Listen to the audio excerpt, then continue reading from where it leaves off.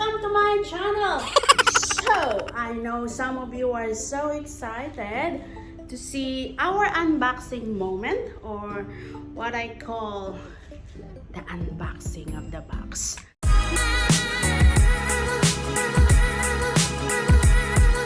Alright, so guys, I know I got some call from friends and they are asking me to show them what I got from Avenues yesterday.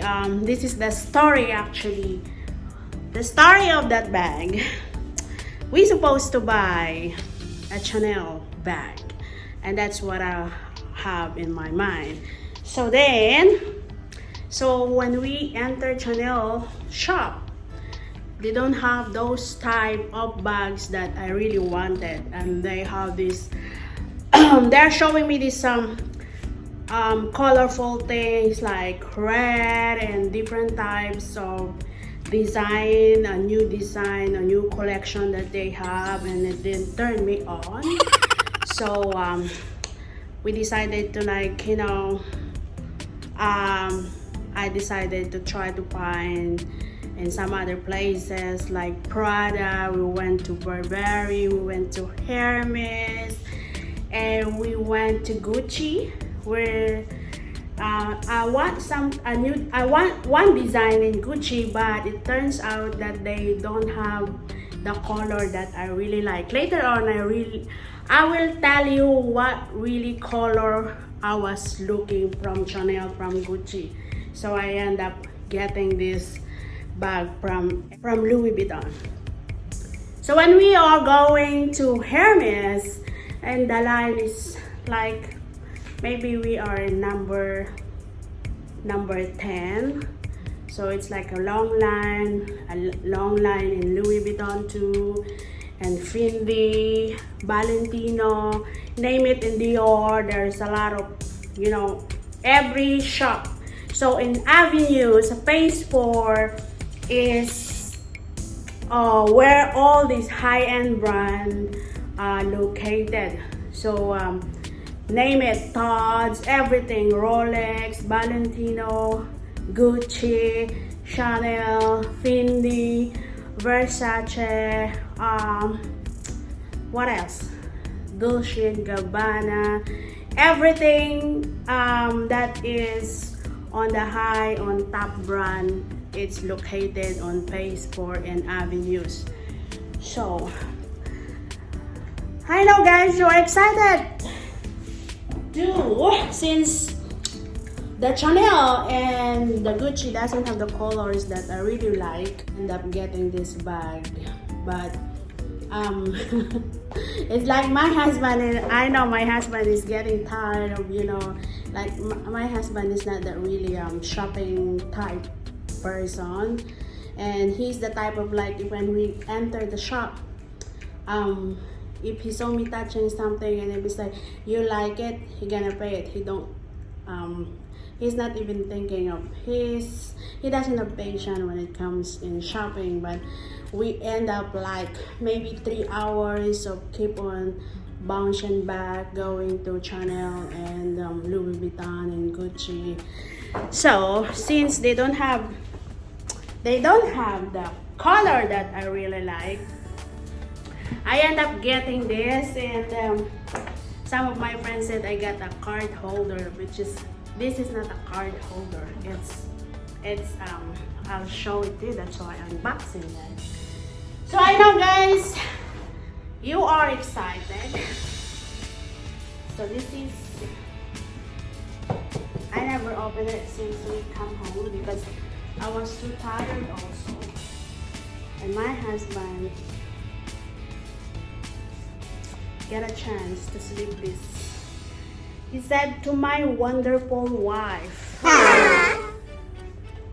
isn't that amazing that you got a man or a husband that keep on telling you how wonderful you are, even on a simple thing that you are doing to them. Like, they appreciate everything that we are doing as a wife, you know. So, I know I'm a wonderful woman. Tan-tararan! Yung nag-vlog ka, no? Tapos nakalimutan mo palang nag-show. Okay lang yun, no?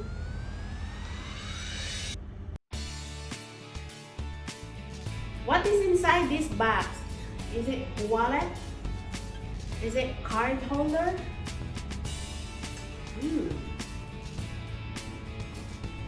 Eye on the screen. Oh my goodness.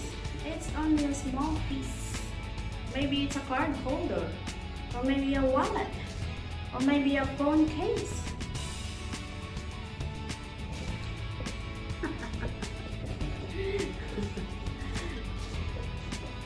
Oh. Maybe iPhone 11 Pro Max phone case, guys. What you think? Maybe it's iPhone 11 Pro Max. So anyway, the one that is inside the box, they call it Vavin BB Empreinte. I don't know what does it mean. It sounds like France. It's a Monogram Empreinte. So guys, later on I'm gonna tell you the price. Later on. So as I always said, if you buy the bag, make sure that you have all these proper documents from Louis Vuitton itself. Yes, because sometimes, you know, you spend money, you have to have this, like a title. Anyway, so this is the iPhone 11 Pro Max casing, or the card holder, or the wallet.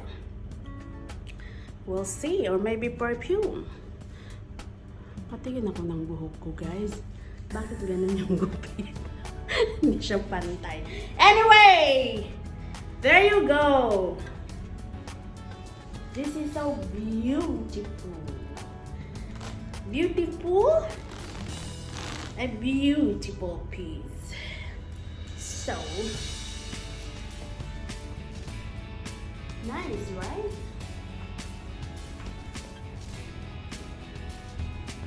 I'll show you what is inside. This is the classic design. So there is what we call this one, a fabric here that cover this para siguro hindi siya magasgas. You can put your phone here, and there is this at paper. Yan, lalagay lang talaga niya. What is this? It's like the stickers.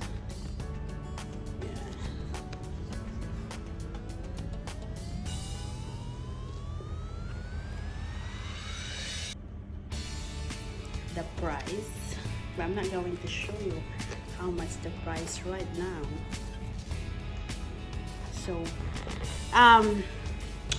you can put your wallet, your phone, and there's like a card holder here, you know.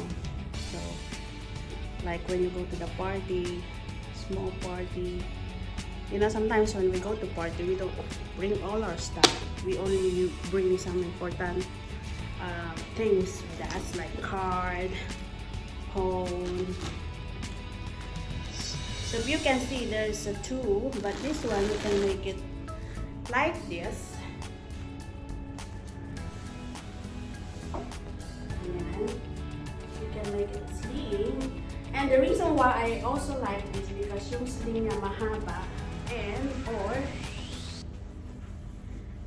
you can do like that. Or you can put it in front of you, or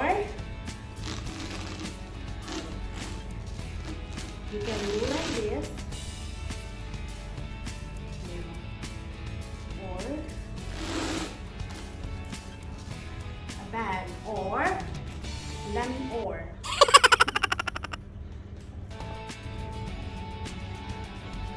parang gano'n. You can just, like, you know, carry like that. Diba? Napaka-social niya. As in, classic, elegant. Diba? Dito ka sa bar, oh. Yes, can I have a red one, please? So, this is they call it Vavin BB MP Noir daily bags. So, diba?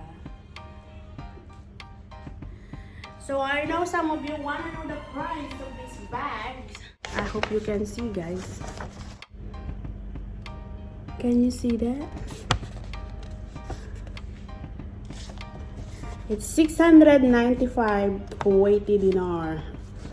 So that's almost like 2,000 US dollar. 695 Kuwaiti dinar. In peso, it's almost like 120,000. So that is the unboxing moment. That is the new bag. I'm so excited to wear this on a special occasion. Diba? Pagkapagod ka na, pwede mo siyang ganyan. Or make it a sling bag. Let's go! Let's go to the party.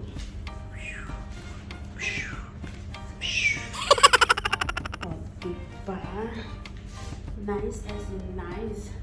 Wala akong short, guys. Nakalimutan kong mag-short. Pero okay na lang din yan. Ganyan talaga ang mga vloggers. Yung parang kakakain mo lang tapos nag-release ka para makapag-vlog ka. Diba? Yan, nakachinelas pa nga ako. Hindi ako nakakala yung naka-release ako. Hindi. O, diba? Card holder daw. Wallet daw. Bakit? Yun lang ba yung kaya naming bilhin? Parang hindi, Alright, guys, thank you. I'm just having some fun. So, thank you so much for watching this video. I hope you enjoy. I hope the next unboxing will be a Chanel or Dior or Hermes. Siguro pag nanalo ko ng loto, magiging Hermes na yung ating i-unboxing. Ayan. So, guys, please don't forget to subscribe, hit the bell button to get notified for all the new videos that we will going to upload. Upload what? In the future. So, thank you so much, guys. I love you.